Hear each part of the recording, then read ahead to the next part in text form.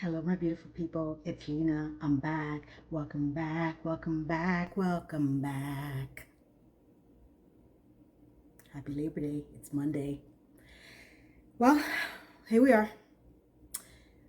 I am reviewing, and just like that, the entire season one. As many of you may know, I did not ever review it before, and I asked for the votes if anyone wanted me to review season one, and I got many comments to please review, so I am reviewing it. If I seem a little melancholy, it's only because I reviewed season one, episode one, which was Big's death, and now I'm reviewing the episode two, which is the funeral. This is going to be interesting because there is some sadness to it, and then there's just, what the hell? What? Who the hell is this? Moments that I had to just really remind myself of as I started to watch it again. So, sit back, relax. Let's go back into time. Let's remember what it was feeling like after the aftermath of Big, and we all tuned in to see what was going to happen in episode two, how this show was going to move forward, and if we all were going to be happy with the way things, progressed. No, we weren't. For the majority of us. Actually, I haven't seen one person online that actually enjoyed this series. Maybe they are out there, but they're hiding. So, when we left off on season one, episode one, Carrie's last word was, and just like that, Big died. How do you think they opened up episode two? Well, Brady's back. Not only do we get to see Brady, but we get to see Brady having sex.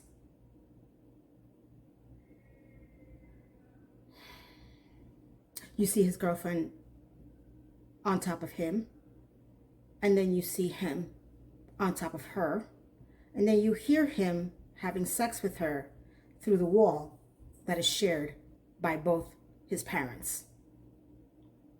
I'm going to leave my commentary about this whole scene to the end, but it was not good. I don't know what the purpose of this was, to like kind of ease people into, the aftermath, but I've seen better editing from people who are using, CapCut. I've never, I don't know what anybody thought about putting this as the first scene after such a traumatic ending to the first season, first episode. I'm not even going to say my commentary. It was disgusting. If I don't want to see my own son having sex, why would I want to see this kid's having sex? It was very, very strange. It was right up there. I'm going to say season two, the episode, I think it was number 3, where the women were at school and they were all talking about MILFgate, where they were all considered MILFs in the high school. And they were all, the women were all ogling this 17-year-old kid who created this list. That one was worse than this, but they were like right there, neck and neck. What is the fascination with the showrunners and having scenes in episode like this? It was very, very strange to me. So as we have to listen to Brady having sex, we are introduced to the fact that his dad is semi-deaf, which by the way, the actor actually is. He does have a hearing loss. And Miranda's like, oh my God, Steve, do you hear that? And he's like, no, not really. I mean, I don't think you have to hear it. You could feel it through the wall. It was that bad. Suddenly the phone rings, and it's Carrie. She's calling Miranda. And then the next scene you see is Miranda going over to Carrie's house. Carrie opens the door, and you can tell that, she's completely distraught. She doesn't know what to do. Miranda tells her that they're gonna take Big's body, and you could see that they're taking Big's body in the bag. Well, you just see the bag, and the coroner's taking him. And then Carrie's like, no, what am I gonna do? And you could tell she meant from here on in. I can't make any of this funny, guys, because a lot of people will be triggered about this. Again, about loss and feeling loss. So I'm going to try to keep this not as deadpan until we get into the funeral scene afterwards, because that's when the show just really took a nosedive. So, Miranda stays the night, and you see her in bed with Carrie. And Carrie has a lower back pain, whereas Miranda rubs it for her because Big used to do that for her. And then you see Carrie, well, actually, Miranda, spoons her. And then you just see, and just like that. And I guess that's technically the beginning scene opening, other than I want to blind myself from what I heard and saw for Brady. So I'm actually going to try not to cry. Probably this is the first time I ever really related to Carrie or the character, because we all know what that feels like, that moment when you're lost after you feel that devastating loss.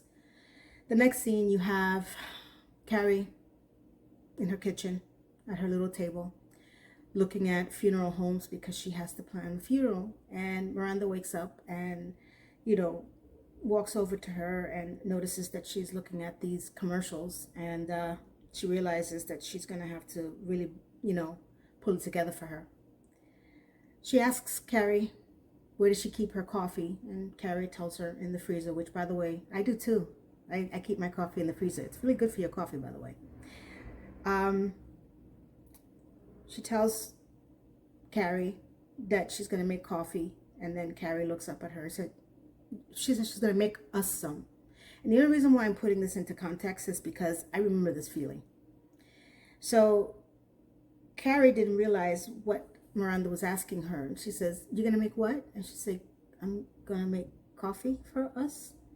And she goes, oh. And you completely blank out. You're numb. You just don't even realize what's happening. You just are on autopilot at this point. You're just going to go. So I completely sympathize with that moment. It wasn't a moment where she was going crazy. It was just like, you're just out of it. You're just kind of like, what is happening? Okay, sure. You want me to move here? You want me to go there? I remember when I suffered my loss, I actually left my house and I locked myself out. I left my keys right on the table where I keep them all the time. And I walked right out of my house, and I completely forgot that I had not taken my keys with me. And you blank out. So this was an interesting moment.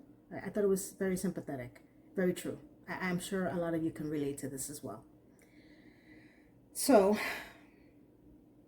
for the rest of the next moments, you're watching each family go and deal with the grief in their own way.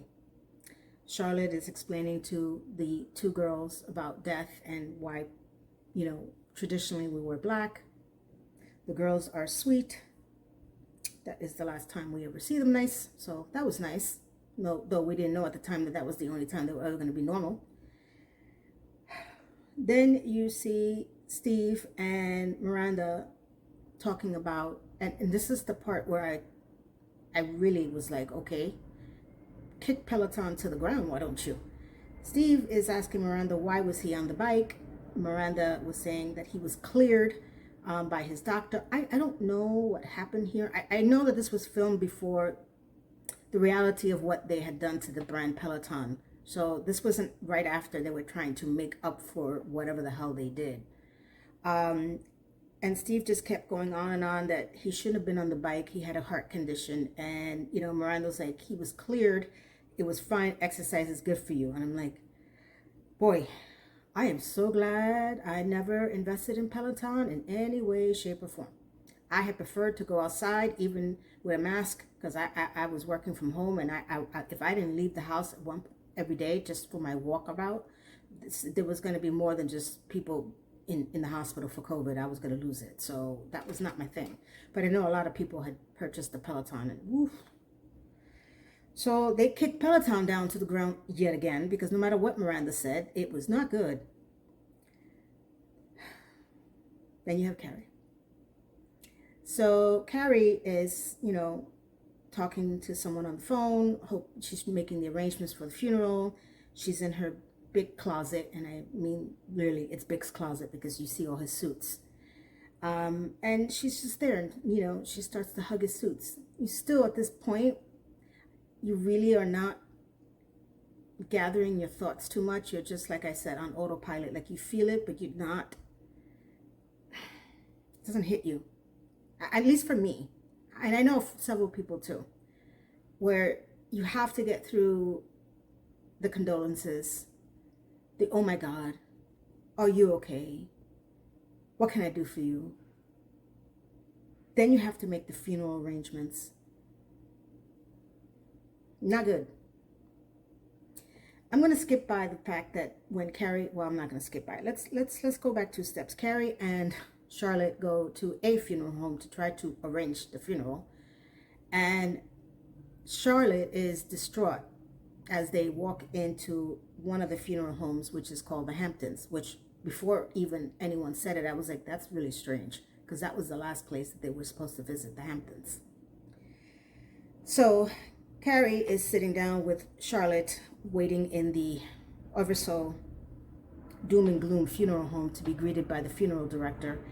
And, I know I'm not looking at the camera because I'm trying not to look at myself, because I don't want to get emotional. Because this is not what I want to give everyone. But this is what the reality is. So,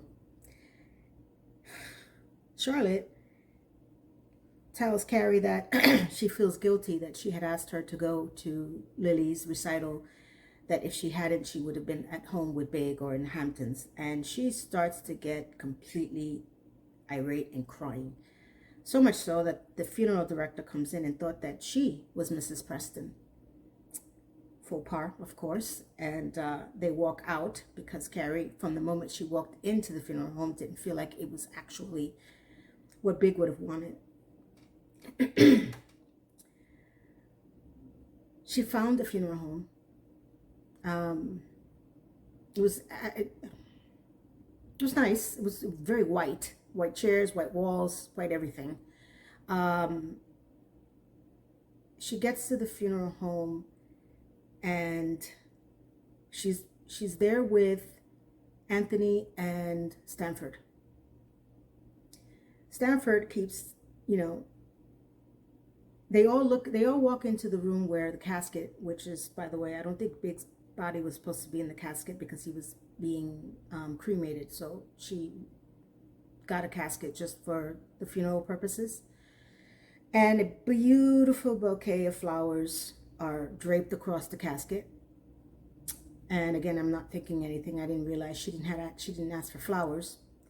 And she walks over to the funeral director. And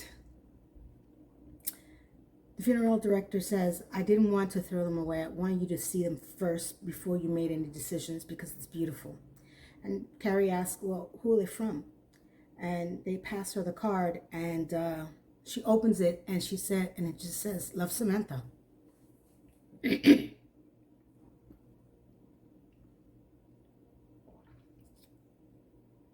Now, this is why her cameo in season 2, the last episode, didn't make any sense to me. You were willing to fly all the way from London to say goodbye to the apartment, but you didn't go to the funeral of Mr. Big. That's why they could have picked a better script line. And I still don't know when they started to become friends at all, because I never saw anything like that come through. So she looks at the card and she says, they can stay. Cool. We got to get past this, guys. We have to, because I'm going to start bawling.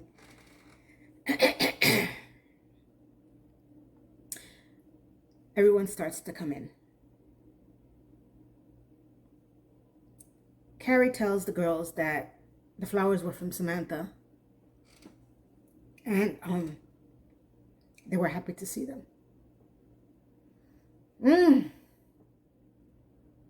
This sucks. It really does. So, Big secretary comes in, and I thought this was cute because she never wanted to be called nothing else but a secretary. And she loved him. She knew more about him than anybody else did, apparently. And Carrie was so sweet to her. Che comes in, And I'm going to say there was only one moment in this entire series that I actually was endeared by her, and I'll explain to you in a few minutes. As Big Secretary sits in front, Stanford and Anthony are looking for their names because there's assigned seating in the front. Stanford actually tells the secretary that that's his seat and asks her to move. Anthony is appalled and he offers her his seat, and Stanford says, no, I need you next to me. And he tells the secretary to please find where her name is. He's sure that it's somewhere. The secretary is completely appalled, but she takes it well. Obviously, Stanford doesn't know who she is, and Anthony is just pissed off. And they sit down in front, and then Miranda gives her speech, as they have John's name in the screen behind her. It's a beautiful speech. It was, written by Carrie. And then this is when I said, what? Who this? This man gets up. He starts talking and he says, my little brother, John. And I'm like, wait, Mr. Big had a brother? Did he come to the wedding? I didn't even know this. I was just sitting there like, who the hell are you? And he says, when I spoke to him last week, I'm like, he had conversations outside of Carrie? With a brother? That I don't even remember happening. If somebody remembers this guy, please tell me. It was such a weird scene. And he goes on to say that he spoke to him and that he was very happy towards the end and that Carrie made him happy, and thank you, Carrie, for making him happy. And then he walks off. I'm like, somebody else coming up who I don't know about? Like, does he have like a kid or something like that? Like, it was one of those moments that I was like, what? Okay.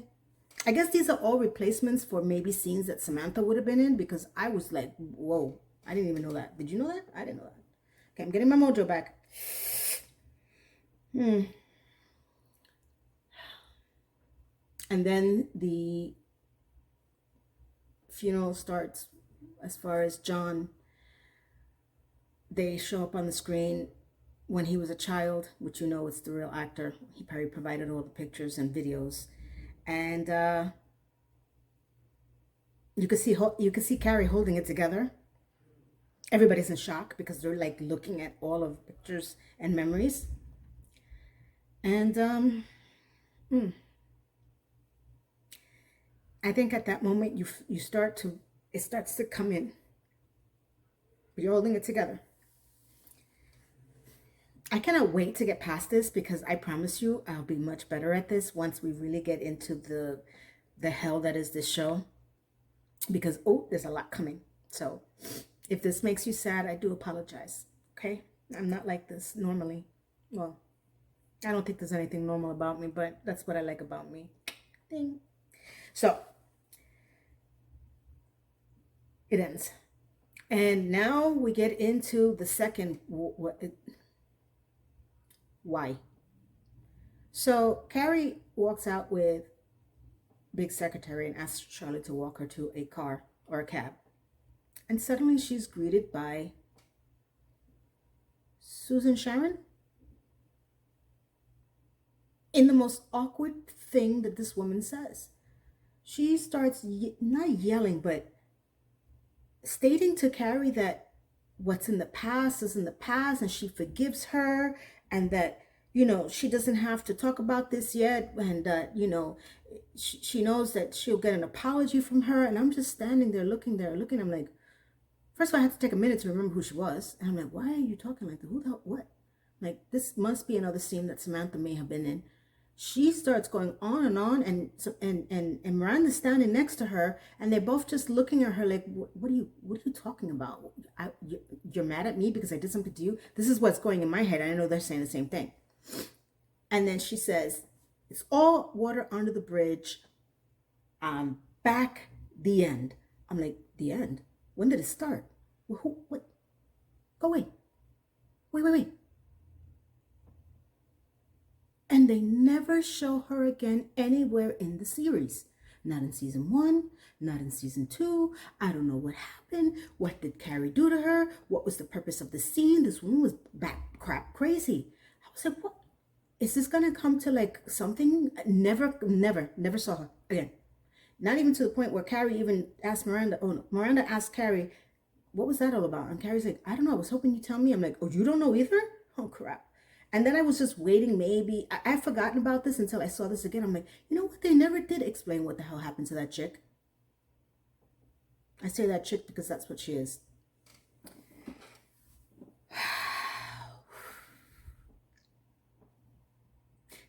Let the fun begin now. Next scene is Che and Brady in the, I guess, hallway, corridor, vestibule of the funeral home, smoking a pipe, weed, don't care. Again, are we smoking indoors now? Is that what we're doing? I don't know. I seriously don't know. I thought you had to smoke outside. She's sharing it with Brady. Suddenly, Miranda comes up and starts screaming, hey, you! And then Brady drops the pipe. It breaks, or it sounds like it's breaking. And Che bends down, and Miranda says, you, I'm talking to you. And Che gets up, and she's like, I'm sorry. I was just giving my man here a hit. And she goes, that's not your man. He's 17 years old. I'm like, and the writers couldn't figure this out when they gave us the opening scene of being sexual. He's 17 years old. Why? And Che tries to calm her down in her Che way. And Miranda is like, what are you, some pop funeral home pushing drug dealer? Che's like, no, but that sounds great. It sounds like an untapped market. And Miranda goes crazy on her. And I'm like,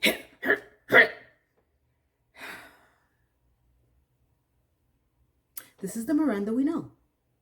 What happened? Che says, I'm sorry. I've been smoking since I was 13 years old. Sure. But don't you see or know who you're sharing anything with? Like, you just randomly share people with your pipe? Like, isn't that like weird? Like, is that what we do now? I don't know. She's scary. Miranda says to her, I'm going to try to remember this because there was so much that she said. She goes, if you don't get the bleep out of my way, I'm going to bleep your head and bleep your freaking bleep head off.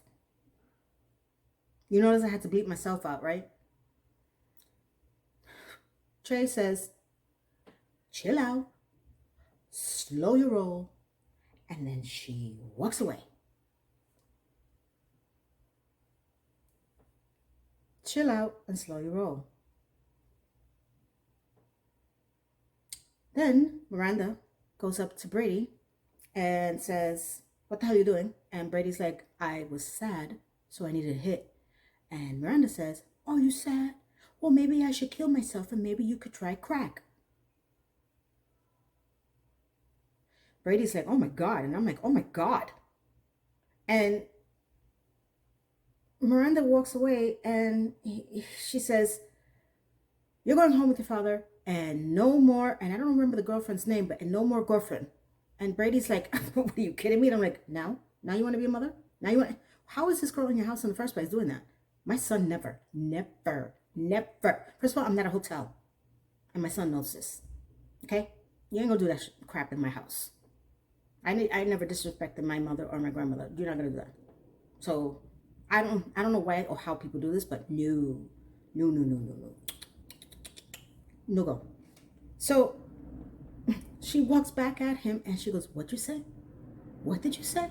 And Brady was so scared. He was like, yeah, where's Dad? And she's like, I'm gonna go get him. I'm like, and this is the last time we see Miranda in full Miranda mode, because what happens next is the clone. Because every episode after this, she lost her mind. Bye, Mar. She goes back into the funeral home area, and Che is talking to Carrie. So she has her back towards Miranda, and Carrie sees Miranda coming up to her and says, "Hey, Miranda, I want to introduce you to my podcast boss." And Che turns around and she has the smirk like, "Yeah, that may not be a good idea." And I'm like, "Yeah, if only that you can turn back time."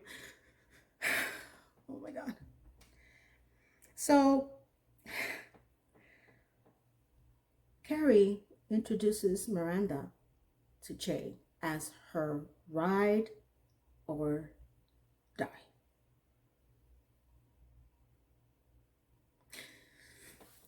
Listen, showrunners, your script writing is whack. Word up. Stop. You have no street cred to have these people say whack, slow your roll, and ride your die. All way past your age group and not cool. It sounded stupid. So stop it. I was just standing there. I was like, "You're writing. What were you?" The 90s are calling. They want the words back. That literally just threw me out of the whole scene. Between slow your roll, I was like, "Were you a biker?" What's happening? We're back to what's happening. Like, writers suck. You're whack. So Che is left with Carrie, and left with Miranda, and it's very awkward. And if it only stood that way, oh God, it was only staying that way. So they are trying to speak to each other, and suddenly Che tells Miranda, "No, it's okay. I really admire how you protected your son. You're like a big bear." And Carrie and Miranda says, "A mama bear." And I'm guessing this is what they consider flirting now. "No, you're like a big bear, like a papa bear, like a big bear, and this bear and that bear, and you're like a Rambo." I guess now I remember how she got the nickname Rambo. And then Miranda's like, and we lost her. Dead on arrival. No cardiac recitation here. Nothing. We lost her. That was it. That was the end of Miranda. I could literally see Miranda just boop, fly away. So they go back. The next scene, the girls are going back to Big's home. Well, Carrie's home where they lived with Big, and they're coming out of the elevator, and the entire hallway is strewn with flowers and balloons and food. Do people send food? Yeah, I guess so. A little weird though. So Carrie's upset because she asked for no flowers, and apparently nobody listened to her. I guess she had to be specific. She should have said no flowers anywhere, because they didn't send it to the funeral. They sent it to her house. She goes inside,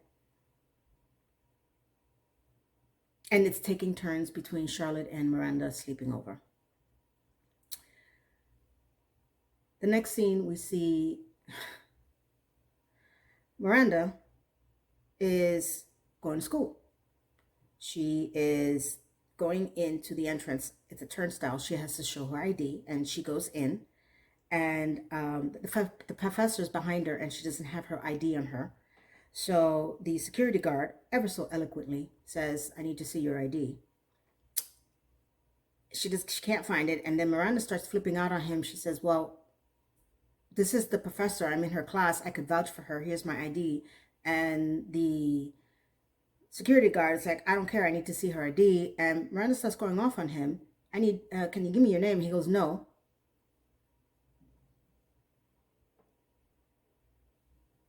So the professor finds her ID. She goes through, and then she tells Miranda, "Did you really need to do that?" And Miranda's like, "Well, I was trained. I'm learning that if you see something racist, you need to say something." And the professor says, "This is not a white savior moment. This is not To Kill a Mockingbird." Thank you. Just say thank you. Doesn't matter. Just say thank you. It was stupid, but what you said was not even funnier. So she tells Miranda why she's asking her, why are you carrying all these books? Miranda says that she likes to turn the pages. Again, this will come into reference in a few minutes. Okay. The next scene with Miranda, she's again at the subway and the professor's coming down the stairs. She wants to avoid her yet again from the last time she tried to avoid her. And as they're both waiting for the train, Miranda does see her. She just nods because she's already made a fool of herself at least 2 times. I really don't know if she's drunk anymore. I think so. She's just drinking on the go. So suddenly this weird masked person comes down the stairs wearing a mask. I know it's a doll. I want to say it's one of those scary Halloween movie dolls. I can't remember the name of it. If I find the picture, I'll put it up here. And starts attacking the professor, and tries to grab her bag. And Miranda knocks him out or knocks him over to the floor with her books, which this goes into the book story. And I guess this is when they become BFFs. And now this is how Miranda ends up on her couch as a homeless person. The professor thanks her and says, Miranda says, I'm not sure if this was a white savior moment. I'm like, just say, you're welcome. Please stop talking. Please stop talking. And the professor says, this isn't any save moment. And she says, okay. Miranda says, well, this is why I don't have a Kindle. Books are more effective. And, they both fist bump because she's old school. And I guess that's where they become friends. Stellar writing. All of a sudden, the next scene is Carrie gets a knock on the door from her doorman and hands her a box. She looks at the box and it's from the funeral home and it's Big's ashes.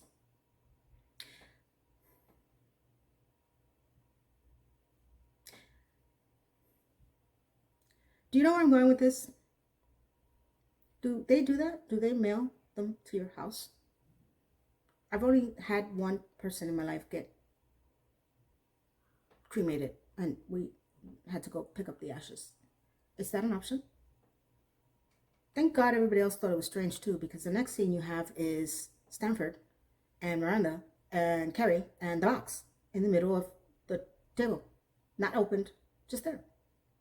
And Stanford is like, do you think they should have called her? And I'm like, oof, thank God. Because I would be very upset if somebody's mailing my loved one's ashes through the mail. What is this, Amazon? I didn't ask for it. I don't remember asking for that. And that's what she says as well, but okay. Then Charlotte decides to stop over and Carrie tells Stanford that he has to hide because she didn't call him. She did not call Charlotte because Charlotte is always crying. Stanford is upset and he tries to hide in his way. She opens the door to Charlotte. Charlotte stopped by to give her some magazines, and then she sees Stanford running to get his Cosmo. And then she realizes that she wasn't invited over to the house to look at the box of Big's ashes. She's upset. She starts to cry in the hallway, and she keeps to continuously saying that, I know you're mad at me because I made you go to the stupid recital. And finally, Carrie blows up and says, I'm not mad at you. I'm mad at myself because I should have gone with Big on Wednesday when he asked me to. Finally, you've been holding this girl hostage for like the entire time. Just let it out. Charlotte says, well, you didn't know Big was going to die. And then she tells her the same. You didn't know either. And they hug it out. And she's invited in. And the next scene you have is Miranda in the bed with Carrie again. Carrie asks, she's tossing and turning. She can't sleep. She wakes up Miranda, asks for another pill. I'm assuming it's not anything else other than a sleeping pill. And Miranda tells her, not for another 5 hours. I'm like, my God, how long are these pills? I take a pill. If I'm lucky, if I sleep 4 hours. Like, where do we get those pills from? So she tosses and turns again. She gets out of bed And she goes over to the couch where, yet again, Big's ashes are still in the sealed box that she does not open. She lays on the couch. She tosses and turns. Then she turns over to the box and she stares at it. And it ends just like that. She goes, and just like that, the longest 5 hours of my life. Boo. That's it. That's all it needed because I had to get past this episode. Okay. I didn't film yesterday because after I filmed Saturday and I edited, which is the longest part of these videos is editing, I needed to take a mental health break because I don't know what the hell happened to me, but that show triggered me a lot. And so I didn't want to film yesterday because I needed to like get my head out of the whole scenario of Big and the funeral and everything that happened in the video and everything I did. So I needed to absorb. So I filmed today to get past this because, guys, every episode after this is the descent to hell. And this is where we're going to have fun. So stay tuned. I hope that I made you smile in some parts of this video. And if this video brought back any memories, any feelings of loss, I know. And for the most part, I'm here. We're all here. And we live through it. We get through it. We do. Because I keep saying this. Aging is a privilege, not a right. Enjoy it.